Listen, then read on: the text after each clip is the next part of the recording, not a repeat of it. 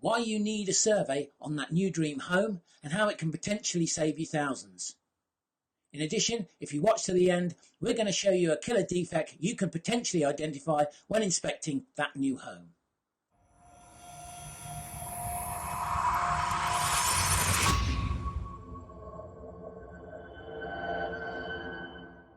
Hi, my name is Mike Carpenter and I'm a chartered surveyor.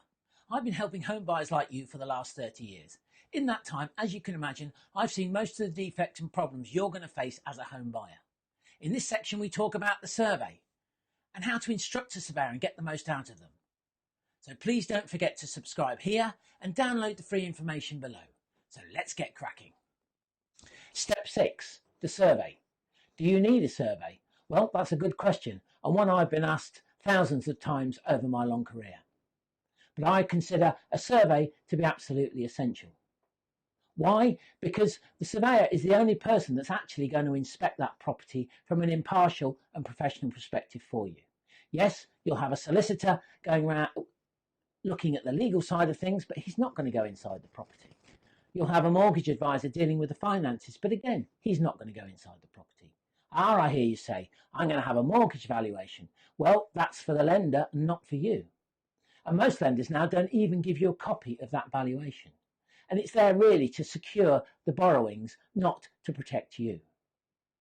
I recently inspected a property for a first-time buyer, and the mortgage valuation came back clear, yet I found over £10,000 worth of work required on that property, not deemed significant enough for a mortgage valuation. So a survey is well worthwhile. So what are your options for survey? Well, there's a basic entry condition report, which is exactly what it says. It condition rates the various elements of the building, but doesn't tell you how to deal with those defects. So in my opinion, it's only really suitable for very new properties. The second type of report is a home buyer's report. That's what I call a significant defect survey. It's there to identify those significant defects that would affect value. This is a more holistic and comprehensive report, but not as detailed as a building survey. This type of report is only suitable for properties 1900 to the present day. The building survey itself is the most comprehensive report on offer, and this will cover all aspects of the building. It'll look at maintenance items, improvements and further investigations, and give you a very technical and complete report on the property. All these reports come with and without a valuation, and it's up to you to talk to the surveyor at the time as to whether that is something you require in addition to the survey itself. So having looked at the three main reports, how do you instruct a surveyor? Let's have a look at that so you get the most out of your survey and your surveyor. Step 7 is instructing a surveyor. The first thing to remember here is that not all surveyors are the same. Not all provide the full suite of surveys. So when talking to the surveying firm, make sure they do the full range of surveys so you can get full impartial advice. Secondly, if valuation is important to you, not all surveyors provide valuations. So if a valuation is important, you need to have a firm that clearly undertakes the valuation as well as the survey itself. So how do you instruct a surveyor? Well, they're going to need 3 key things. They're going to want to know the rough age of the property. They're going to want to know the type of the property, and they're going to want to know how much you're paying for the property. From this, they can generate a fee quote and also advise you on the best type of survey for your particular property. It would also be useful for you to give them a list of the concerns you have with the property itself. This would help the surveyor tailor the report to your specific needs. In the download area below, there is a specific instruction form I've detailed for you so you can instruct a surveyor by email. So that's how to instruct a surveyor. Now we'll go on to look at the next section, which is renegotiation following a survey. Renegotiating the purchase price following a bad survey. The survey itself is a detailed report, and the first step before contacting the estate agent is to thoroughly read the report and understand what is being said. The second step in that process is to ring the surveyor and talk through the report with them. They will give you angles and perspectives on the report that you cannot get off the written page, so it's well worth that discussion with the surveyor.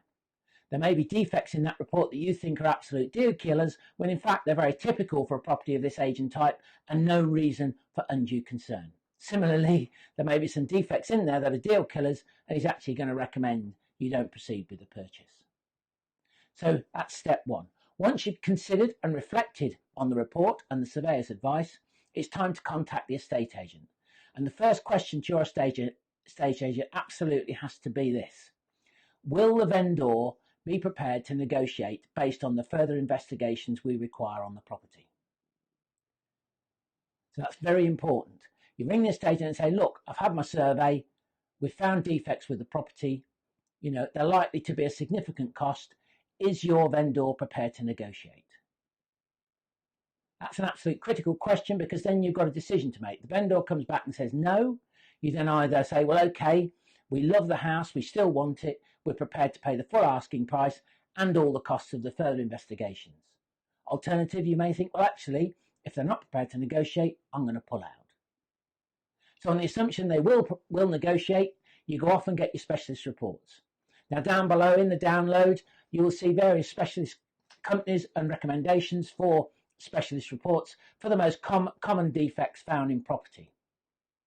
So on the assumption you've got those reports, I would then advise you talk to the surveyor again, get his opinion on the what's been found on those further investigations and whether those items are worth negotiating the purchase price. Once you've got a figure, you can go back to the estate agent and say, look, I've discussed the further investigations with the surveyor, we've got the reports, the cost is going to be X, Y, Z. The estate agent will then go back to the vendor, discuss it with them, and hopefully come back with an offer. In that way, guys, you should be able to successfully negotiate the purchase of the property following defects found in a survey, and you'll be one step closer to buying that dream home. That concludes the section on the survey. Now don't forget to watch the final video on when is the property mine and some hot tips on moving in. Now don't forget to subscribe here and download the free information below. Now let's look at another one of those deal killer defects you can spot while inspecting property.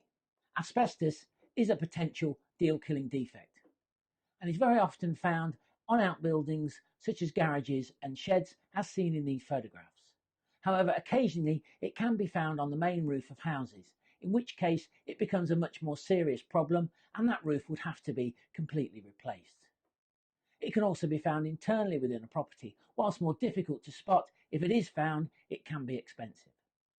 So if your surveyor picks up asbestos, it is going to be a problem and it is most likely going to require removal, particularly if it's inside a house.